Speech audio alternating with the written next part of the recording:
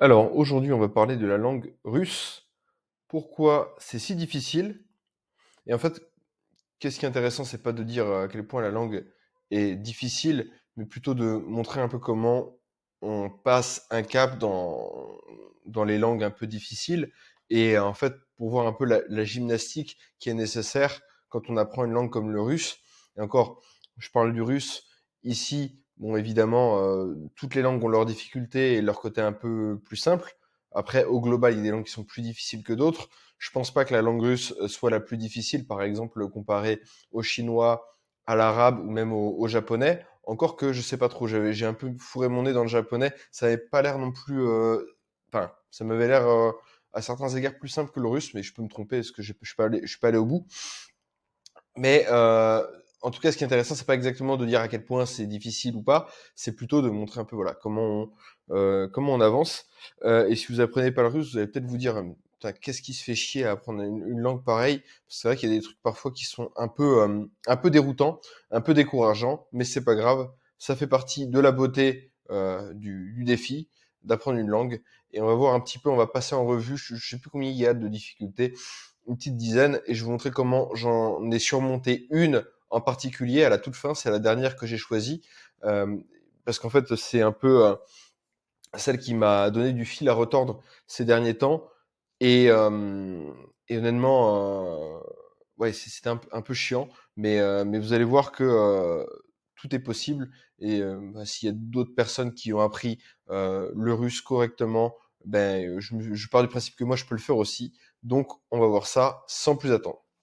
Alors, commençons par la difficulté numéro un, c'est l'alphabet. Alors, l'alphabet, contrairement à ce que beaucoup de personnes croient, c'est pas si difficile. La première difficulté, c'est de le connaître. Évidemment, c'est plus simple d'apprendre une langue quand c'est le même alphabet que le nôtre. Mais honnêtement, ça s'apprend. C'est jouable. Ce qui est un peu déroutant au début, c'est qu'en fait, il y a certaines langues, certaines lettres, pardon, qui sont des faux amis, si j'ose dire. Donc, par exemple, je vais vous montrer un petit peu. Hop, je sais pas si vous voyez. Alphabet russe. Tchac, tchac, tchac. Image. Voilà, bon, on va regarder vite fait. Mais cette lettre-là, on pourrait croire que c'est un B, mais en fait, en russe, c'est un V. Cette lettre-là, on pourrait croire que c'est un P, mais en fait, c'est un R. Donc au début, et donc du coup, le B, c'est ça, et le P, c'est ça. Ça ressemble un peu au pi grec. Et ça, là, c'est pas un R renversé, c'est une voyelle, c'est ya. Euh, donc au début, on pourrait se dire, waouh, pas facile quand même, mais honnêtement, on peut l'apprendre par cœur assez facilement.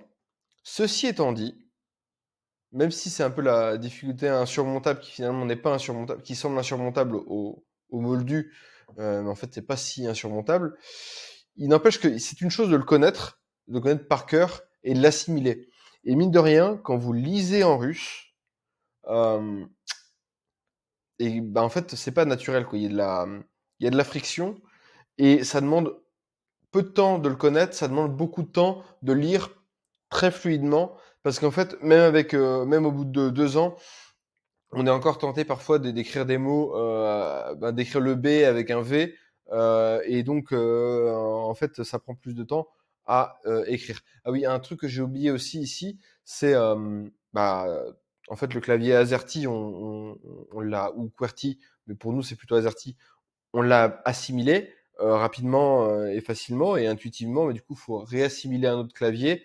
D'ailleurs, moi, il faudrait que j'achète un clavier russe parce que quand je suis sur l'ordinateur, je suis obligé de trouver des magouilles pour ne pas écrire, parce qu'en fait, j'ai pas le clavier AZERTY. Donc, il faudrait que j'achète ça. Euh, mais bon, ça viendra plus tard. Donc, l'alphabet, première difficulté, pas la plus difficile, mais c'en est une. Ça serait plus simple si le russe était écrit en alphabet latin. Deuxième difficulté, les cas. Alors ça, c'est peut-être le truc quand on fait quand on passe du niveau, on va dire débutant de 0 à débutant, qui est le plus compliqué. Il y a 7 cas à maîtriser, donc si vous n'avez jamais fait ni de latin, ni d'allemand, ni de russe, ni d'une autre langue avec des cas, je vous explique rapidement ce que c'est. C'est selon la fonction du mot dans la phrase, le mot va être décliné différemment. Donc, on va avoir par exemple le pain est bon, chlieb vkusny, et je veux du pain, ya хочу chlieb. Donc bon, là c'est le même mot, mais en fait, faudrait plutôt dire avec le mot eau, voda хорошая, l'eau est bonne, et je veux de l'eau, ya хочу воду. Donc en fait, au féminin, quand le mot devient un complément d'objet, c'est à l'accusatif, on appelle ça accusatif, la terminaison change. Et en fait, selon la place du mot et la fonction du mot, ça va changer pas mal. Et ça, c'est très important. On va revenir là-dessus ultérieurement, parce qu'en fait, c'est là où il y a beaucoup de subtilité dans la langue russe. Et en fait, non seulement, bon, il faut maîtriser les cas, mais il y a des choses qui sont très contre-intuitives. C'est un système de cas qui est extrêmement particulier, notamment par rapport à d'autres langues avec des cas, encore une fois le latin et l'allemand, qui sont assez faciles. Et je vous donnais deux cas, deux situations où les cas sont particulièrement compliqués. Alors il y a un cas, c'est l'instrumental. Donc par exemple, instrumental, c'est avec, donc le mot avec, c'est juste la lettre C. Et par exemple, avec la table, c'est stalom. Et en fait, donc au début, on se dit ouais, c'est simple. En fait, c'est juste quand tu utilises avec. Mais en fait, le cas instrumental, par exemple, si je veux devenir écrivain, il y a хочу стать писателем. En fait, c'est de l'instrumental. Pourquoi? J'ai toujours pas compris. Moi, j'aime bien essayer de comprendre un peu la logique derrière, mais j'ai pas compris en fait. D'ailleurs, si quelqu'un connaît un peu la raison, ça m'intéresserait. C'est mon côté un peu obsessionnel, mais ça fait partie des choses, voilà, qu'il faut savoir en fait, et c'est pas du tout intuitif. Un autre quelque chose qui est très déroutant aussi, c'est que quand on utilise des chiffres, des nombres, en fait, selon le chiffre, en fait, on va utiliser un cas différent. Donc, par exemple, quand on utilise le chiffre 1, on va dire un téléphone, один téléphone. Après, donc ça c'est du nominatif. Après, on va utiliser le génitif pour les chiffres qui vont de génitif singulier de 2, 3, 4. Puis après, le génitif pluriel de 5 à 9, 9 à 10. Et en fait, après, quand on dit 21, on revient au nominatif. Après, on repasse sur le génitif singulier à 22, 23, 24, etc., etc. Donc, c'est c'est pareil, c'est des choses qu'il faut savoir. On m'avait expliqué la raison.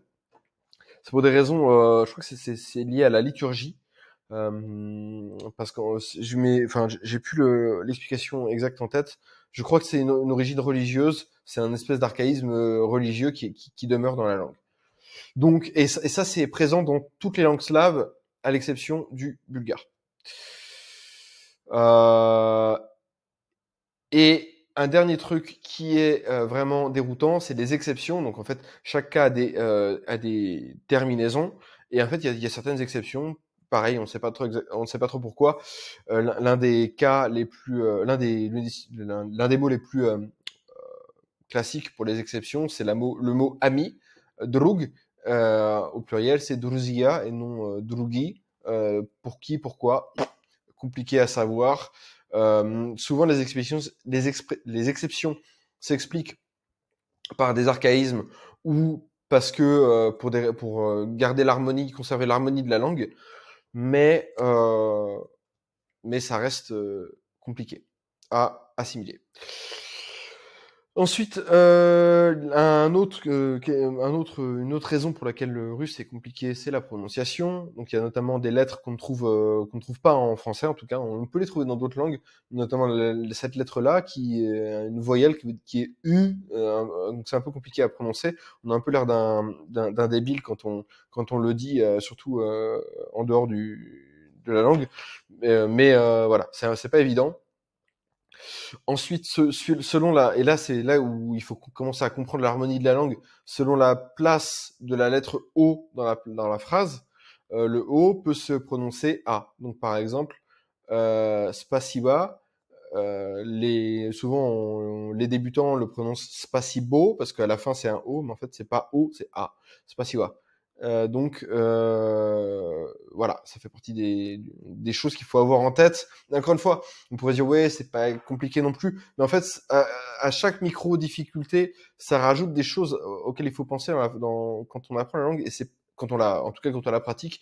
Et donc c'est pas évident. Là, on est sur une vidéo vraiment technique. Donc je suis pas sûr que ça intéressera tout le monde, notamment les non russophones, mais je trouve ça intéressant de comprendre un petit peu les gymnastiques qu'il faut pour comprendre. Et puis en fait, au bout d'un moment, c'est là qu'on voit que connaître toutes les règles, c'est pas forcément la meilleure des choses. C'est pour ça que il faut pratiquer pour comprendre ces choses intuitivement, puis après les expliquer grammaticalement pour en fait renforcer la connaissance de la langue. Moi, c'est ça que c'est le message que je veux transmettre ici. Et puis encore une fois, à la fin, je vais vous proposer un exercice pour vous permettre en fait de retenir des mots, des phrases plutôt, et retenir tout un tas de règles d'un coup. Ça me semble être la meilleure des stratégies. Ensuite, pour la prononciation, en fait, parfois il y a des mots qui sont assez longs. On va en parler juste après. Mais en fait, l'alternance de certains sons rendent les mots particulièrement compliqués. Par exemple, il y a un mot, c'est gouvernement, gasudarstva. Il y a plusieurs consonnes qui sont fourrées à un endroit. C'est un peu cacophonique. Alors souvent, ce qu'il faut, c'est comprendre un peu toute la logique de la prononciation pour y arriver. Par exemple, en espagnol, il y a un mot qui donne beaucoup de fil à retordre pour les francophones, c'est le mot horloge, reloj, ou un autre mot, c'est religion. Et en fait, moi, je me souviens, j'avais des cours à la fac en Colombie sur la religion, et donc j'étais amené à prononcer ce mot religion plusieurs fois, et au début, je galérais. Souvent, je prenais la parole, et je me rendais pas compte. Enfin, j'étais putain, mais dans ce cours-là, j'arrive pas à parler. C'est bizarre, quoi, parce qu'en fait, j'utilisais le mot religion et je m'étais pas rendu compte qu'il était compliqué à prononcer. Et en fait, c'est au moment où j'ai compris que il fallait mettre vraiment l'accent, donc la tilde. Souvent les mots comme ça ont un accent à la fin. C'est vraiment mettre le poids, en fait. C'est une espèce de système de poids et de contrepoids sur la fin du mot, le dernier O, religion. Et comme ça, c'est plus facile d'alterner la R, la L et la J en espagnol. Et ben en fait, bon là j'ai pas encore craqué le code en russe parce que j'ai pas le même niveau que j'ai en espagnol, mais c'est intéressant à savoir à mon sens. Ensuite, il y a beaucoup de mots qui sont très longs. Par exemple, on n'a pas d'équivalent en français.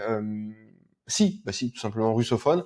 En russe, c'est Ruski Gavariashi. Les russophones.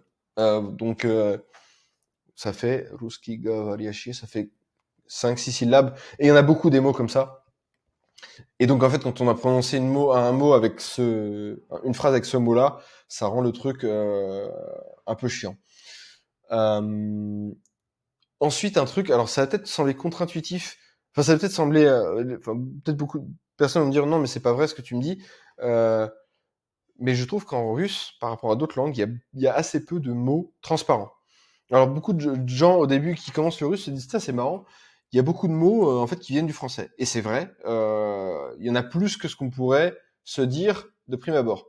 Seulement, quand on compare avec d'autres mots, avec d'autres langues, en fait, il y en a relativement peu et on peut en fait, quand on est français, on a cette chance-là, c'est qu'on peut se reposer beaucoup sur le vocabulaire qu'on a pour tenter des mots dans la langue cible. Donc l'exemple que j'aime bien donner, c'est beauté. Quand on connaît un tout petit peu l'anglais mais qu'on n'est pas très bon, on peut dire tiens souvent les mots qui finissent par TE, ils finissent par TY en anglais, donc on peut tenter beauty. Et en fait, on va pas avoir ça.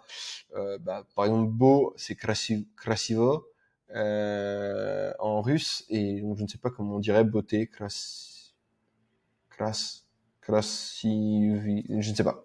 Dites-le moi dans les commentaires si vous avez plus de connaissances que moi en russe. Je serais ravi d'apprendre. Ensuite, alors là, on commence à rentrer dans quelque chose de très intéressant. Et c'est là vraiment, pour moi, toute la différence entre le russe et le français, ou même encore l'allemand, encore plus marqué, c'est que c'est une langue que je dirais qui est très lâche. Mais en fait, au début, on va vous dire, ouais, le russe c'est facile, parce qu'en fait, on peut mettre les mots dans le sens qu'on veut. Et c'est vrai qu'en fait, on peut changer le sens des mots de manière très contre-intuitive. Nous, en français, on met sujet, verbe, complément. Et eux, en fait, les Russes, ils vont très vite dire...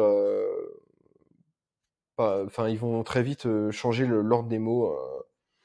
Et c'est un peu déroutant. Mais en même temps, on peut dire, oh, du coup, on s'en fiche. J'aimerais bien vous donner un exemple. Хлеб это вкусный. Это вкусный хлеб. Ce pain est bon. Le pain est bon. En fait, voilà, le pain c'est bon. Du coup, bon, je vais continuer mon explication, ce sera plus clair. Mais en fait, ce qui se passe, c'est que je vous ai parlé des cas tout à l'heure, et en fait, c'est pour ça qu'il faut connaître les cas et les terminaisons, parce que vous pouvez changer le sens des mots, mais si vous mettez le mauvais cas, et ben en fait la phrase prend tout un autre sens. Donc en fait, si vous mettez un mot à l'accusatif au début ou à la fin, et ben en fait la phrase peut complètement changer de sens, quoi. Et en fait, elle aura peu ou prou le même sens si vous inversez l'ordre des mots, mais par contre si vous mettez la mauvaise terminaison, et ben vous ne serez pas compris par un russe. Et un autre truc aussi, c'est la structure des phrases. C'est en fait, il y a pas mal de ce que j'appelle des béquilles qu'on peut utiliser dans d'autres langues. Donc par exemple, le fait est que euh, le mot chose. Le mot chose, c'est un peu une béquille de thing, las cosas en espagnol.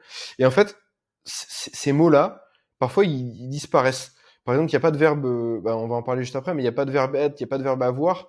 Et ça change vraiment toute la structure de la phrase. Et, donc, en fait, ça empêche de se reposer là-dessus pour appuyer son propos. Donc, en fait, c'est pour ça qu'il faut une connaissance beaucoup plus globale. En fait, il y a plein de petits mots qui sont très difficiles à expliquer, des espèces de particules.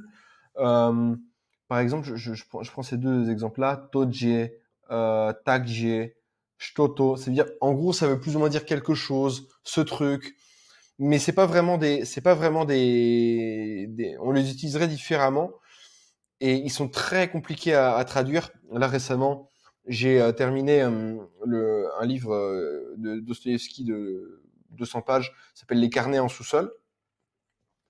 Zapiski is Podpolia.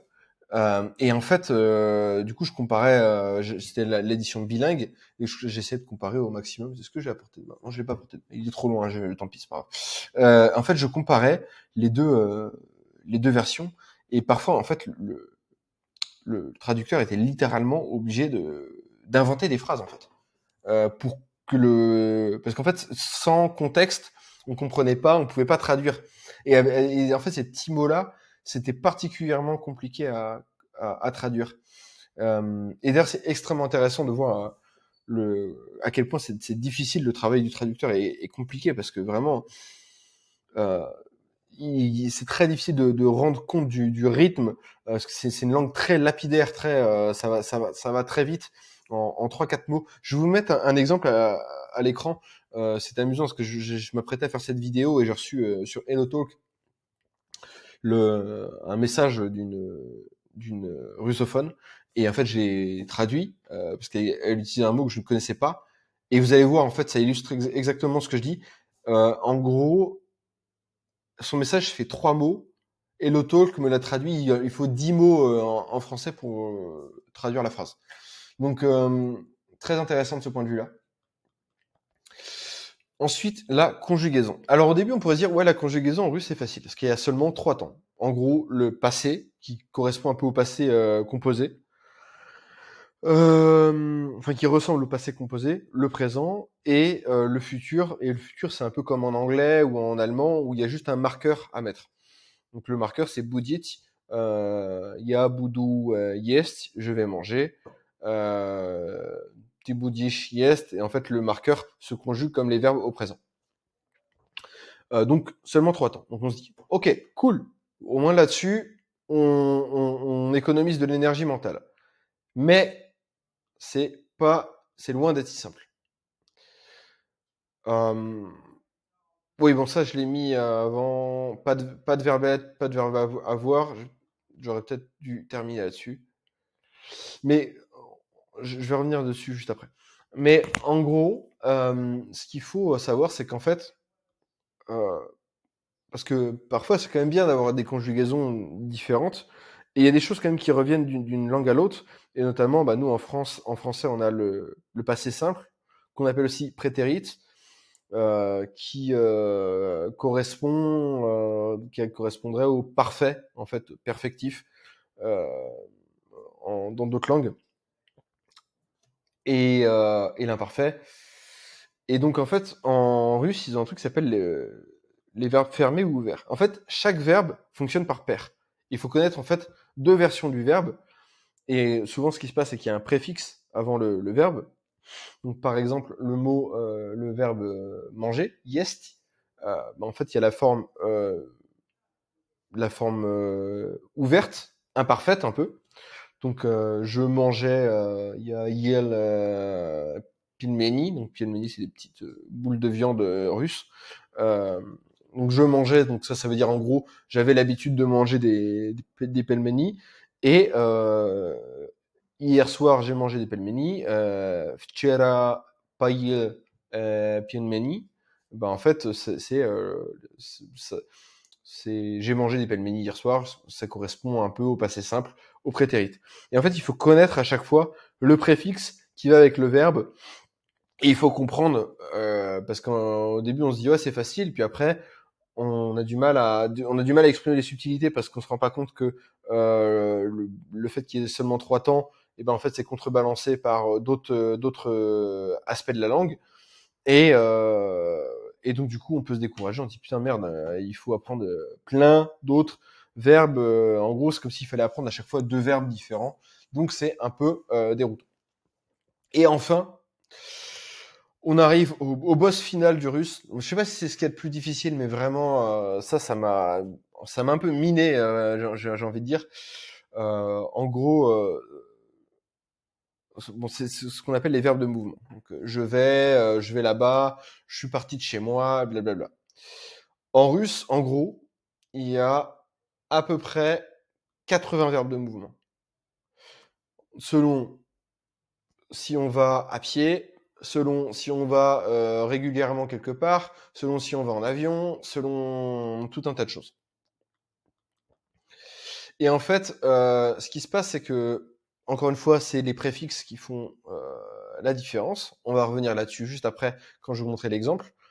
Mais en gros, il y a des combinaisons selon si vous partez de chez vous, si vous allez quelque part, si vous allez régulièrement quelque part, si vous y allez en voiture ou en transport, si vous y allez à pied. Et en fait, vous devez connaître tous les verbes et ça demande une mémoire de fou. Et c'est extrêmement abstrait et compliqué à comprendre au début. Et donc, au début, c'est ma prof de russe particulière qui m'a dit, bon, aujourd'hui, on va voir ça. Et je me suis presque énervé la première fois qu'elle m'a montré ça, parce que j'étais là, putain, mais j'y arrive pas, quoi, je comprends pas. Et pendant une semaine, j'ai essayé plein de méthodes différentes. J'ai essayé de comprendre, j'ai demandé à des russophones qui m'expliquent tout ça. et j'y arrivais pas. J'y arrivais pas. Hop, il y a aussi les modes de transport. Ce qu'il faut savoir, c'est par exemple, il y a 2 verbes pour dire je pars en avion ou je vole. Il y a le verbe, en fait, je vole là aujourd'hui en France, ou alors je vole régulièrement en France. J'ai l'habitude de voler, par exemple.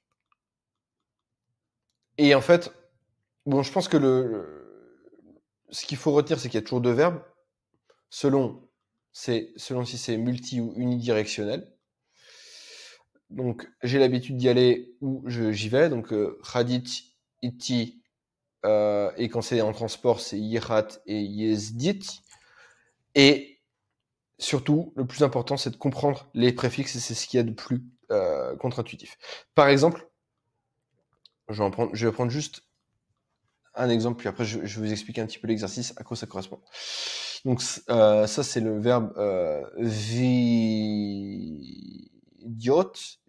veti, pardon.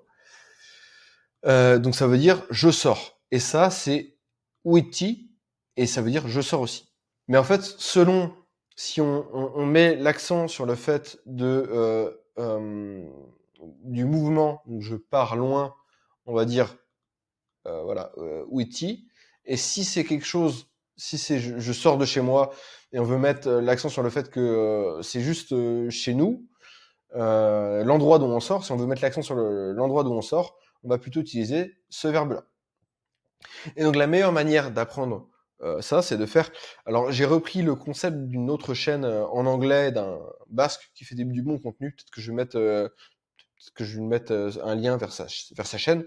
Il s'appelle Mickaël Hyper Polyglotte. Donc il parle une dizaine de langues. Donc c'est quelqu'un d'assez doué. Il est linguiste. Et il a un concept qui s'appelle les Language Islands, donc les îles de langue, ou les îles linguistiques. Alors, est-ce que j'ai bien utilisé son concept? Non, j'ai un peu fait à l'arrache, donc je vais peut-être le peaufiner, mais toujours est-il que pour comprendre, peut-être que d'ailleurs il va écouter la vidéo, et on va lui dire, ouais, tiens, regarde cette vidéo, il y a un mec qui te fait de la pub, il va dire, putain, c'est complètement de la merde, t'as rien compris à mon concept, mais toujours est-il que si c'est pas exactement une Language Island, vous pourrez comprendre et l'utiliser pour vous. Donc, le concept, c'est en fait, là, on veut retenir non pas les 80 verbes, parce que ça n'aurait aucun sens, mais en fait, on va faire un petit texte où on va utiliser tous les verbes avec toutes les subtilités différentes, et en fait, les associer à une phrase, à un mot, pour bien illustrer le verbe. Parce qu'en fait, quand on vous donne un tableau avec tous les préfixes et tous les verbes, en fait, c'est hyper abstrait et vous n'allez pas les retenir. Ça sert à rien de faire du par cœur. Là, ce qu'il faut apprendre, pas forcément par cœur, mais ce qu'il faut avoir en tête, c'est un petit texte comme ça, très court, de voilà, 5 lignes. Et il y a en fait tous les verbes que vous voulez comprendre. Donc, ce que vous pouvez faire, c'est aller sur DeepL, écrire le texte en français, et après, l'avoir en russe pour le lire régulièrement, et comme ça vous vous rappelez un peu de chaque verbe, comment les utiliser. Et après, parce qu'après l'idée c'est pas d'apprendre par cœur, c'est de connaître intuitivement pour intégrer la logique de la langue. En fait, c'est ça qui est important. Ce qui est intéressant, c'est pas de connaître tous les verbes, c'est d'avoir le réflexe d'utiliser le préfixe. C'est comme ça que ça fonctionne dans la langue des Russes. Et en fait, c'est comme ça que vous allez débloquer un peu ces aha moments, c'est mon eureka. Et, et, euh, et oui, tout simplement, apprendre la langue. Donc là, je vais vous lire le texte. Donc, il y a Vishro is doma, donc je suis sorti de chez moi. Vetodien, ce jour-ci, il y a Ushio daliko, je suis parti loin. Donc là, voilà, on voit la différence entre je suis sorti de chez moi et je suis parti loin.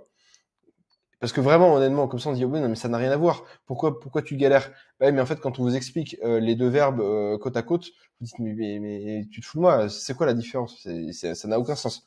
Donc voilà, quand on a des exemples concrets comme ça, c'est top. Pas dorogeia prashol mimo magazina. Merde. Donc là, en gros, sur la route, je suis passé au magasin. Mimo, tu vois, au magasin, là, c'est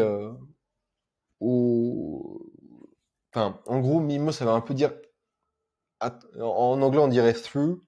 Euh, En français, on n'a pas d'équivalent. Et en général, c'est ces mots-là qui sont très galères à comprendre aussi, parce qu'en fait, ils sont pas délimités pareil d'une langue à l'autre. Même des langues très proches, en fait, ils ont c'est des, je sais pas comment on appelle ça, des prépositions ou quoi, mais c'est très compliqué. Donc en gros, je suis passé par le magasin, on utilise le verbe пройти. Затем я перешел дорогу. Après, j'ai traversé la route. Donc là, traverser, c'est encore un mot qui est avec un préfixe. Euh, Par exemple, en gros, on pourrait dire traverser en avion. J'ai traversé la Slovénie. Il y a Pierre donc on utilise le préfixe Pierre. Donc voilà. Ah, peut-être qu'après, eux, les Russes, ils se disent que c'est compliqué de se dire pourquoi vous avez pas de ce système-là. C'est quand même plus simple de dire ça que de dire j'ai volé au-dessus de la Slovénie. Mais bon, évidemment, comme le français, c'est ma langue maternelle, ça me semble plus simple de faire comme nous on fait. Bon, c'est logique. Shtobi dojti do centra goroda. Donc en gros, pour arriver, mais encore une fois, dojti, c'est en gros, c'est quand on arrive proche d'un endroit. Donc il y a une différence entre rentrer dans l'endroit, arriver à l'endroit ou arriver au centre de l'endroit ou arriver à la lisière. Do centra goroda. Zatem il y a atashol. Donc ça, atashol, c'est en gros, je suis passé euh, par par la ville, mais sans m'arrêter. Alors que si je m'y étais arrêté, ce serait Zachion. Et puis après, Pagulial et Zachion Doniesa. Ah ben, je l'ai mis ici. Ça, c'est je suis, en gros, je suis passé dans la forêt et je me suis arrêté. En fait, c'est différent de dire je suis passé... ah non, pardon, en plus, Atashon, je me suis gouré, excusez-moi. C'est Abashion. Abashion, c'est faire le tour. Et ah non, et en plus voilà, vous voyez, je me gourre. Donc je suis encore dans le processus d'apprentissage. C'est Prashol, ce que je vous expliquais tout à l'heure, c'est passer par le magasin et sortir immédiatement. Zashol, c'est je me suis arrêté longuement, donc je me suis arrêté dans la forêt, puis après je suis parti. Donc vous voyez, c'est très subtil. Et Pagulial, c'est je me suis baladé, tout simplement. Donc voilà. Donc si, en résumé, si vous avez un aspect comme ça d'une langue qui vous fait des nœuds au cerveau, qui vous empêche de dormir, eh ben faites un petit texte comme ça où vous avez plein de phrases caractéristiques, mais qui se suivent les unes les autres et qui illustrent cette subtilité. Faites-vous vos petits textes à vous. Vous pouvez les faire par ChatGPT. Comme ça, j'aime bien cet instrument pour les langues et ça vous sera très utile pour vous améliorer parce que passer un certain niveau, passer le niveau où je suis, je pense qu'on peut estimer que je suis à peu près au niveau intermédiaire en russe. Vous êtes obligé en fait de cibler les aspects comme ça, de manière assez frontale. Je pense qu'en fait il faut les deux, il faut un aspect assez intuitif. Donc ça vient par le fait de lire et de parler et d'expliquer a posteriori. Et il faut en même temps, sur certains aspects, attaquer frontalement. Et en fait, les deux finissent par se compléter et au bout d'un moment, on passe au niveau supérieur. Moi, le russe, c'est une langue sur laquelle je remets beaucoup d'emphase. Pendant un an, en fait, honnêtement, j'apprenais un peu bêtement, je vais pas vous mentir. J'avais en gros plusieurs cours par semaine, mais c'était un peu une démarche pas passive, mais en tout cas pas du tout optimal parce que les cours c'est long. En même temps, je progressais pas vraiment. Ça me permettait au moins de pratiquer parce que le cours se déroule exclusivement en russe. Mais toujours est-il que ça manquait de travail en autonomie. J'attendais un peu trop qu'on me fourre la langue dans le bec, j'ai envie de dire. Et non, pas la bonne chose. Donc ce qui est bien, c'est que maintenant ma prof, en gros, on parle. Elle prend un aspect de la langue qu'elle a choisi. Elle me l'explique. Et puis moi, maintenant, ce que je fais, c'est que je vais de l'avant et je vais aller chercher des techniques en plus par moi-même pour pousser le truc. Euh, Avec mes profs particuliers, il y en a qui essaient de me donner des devoirs, mais ça m'énerve les devoirs. De toute façon, j'ai pas le temps de les faire. C'est un truc que j'ai dans l'arrière-plan de la tête et ça me prend. Enfin, pour moi, faire les devoirs, ça me rappelle l'école, c'est nul. Par contre, aller s'approprier ce que le prof vous donne et faire des petits exercices comme ça, c'est vraiment conseillé. Donc voilà comment je compte passer un cap à la fois en allemand et en russe cette année. Vraiment, mon objectif à partir de maintenant, c'est de pousser le truc et voilà, pouvoir vraiment avoir des conversations un peu plus complexes parce que maintenant, aujourd'hui, hélas, je suis un peu, je parle un peu comme un homme de Cro-Magnon en russe, donc voilà, j'aimerais bien un peu aller au-delà. Sur ce, mesdames et messieurs, vidéo un poil longue, vidéo plutôt technique. Si vous êtes arrivé jusqu'au bout, ben, bravo à vous. Ça veut dire que vous êtes un obsessionnel comme moi des langues et je vous félicite. Enfin, je sais pas si je dois vous féliciter, mais en tout cas, vous avez ma vision de comment on surmonte les difficultés. Et si vous vouliez apprendre le russe, vous savez un petit peu ce qu'il va falloir apprendre, ce qu'il va falloir surmonter, mais ça n'est pas impossible. D'autres avant vous l'ont fait. Et si c'est pas le russe, c'est d'autres langues. C'est difficile, ça prend du temps, mais ça vaut le coup parce que moi, à titre personnel, c'est un peu la langue que je préfère. Peut-être que je suis un peu masochiste, c'est un peu la langue la plus difficile que j'ai apprise, mais c'est la langue que je préfère apprendre. J'aime le son, j'aime la culture russe et j'aime son rythme, son côté intuitif. Donc c'est vraiment une langue que j'affectionne et je vais continuer à me cramer les neurones pour l'apprendre. Sur ce, à bientôt. Ciao.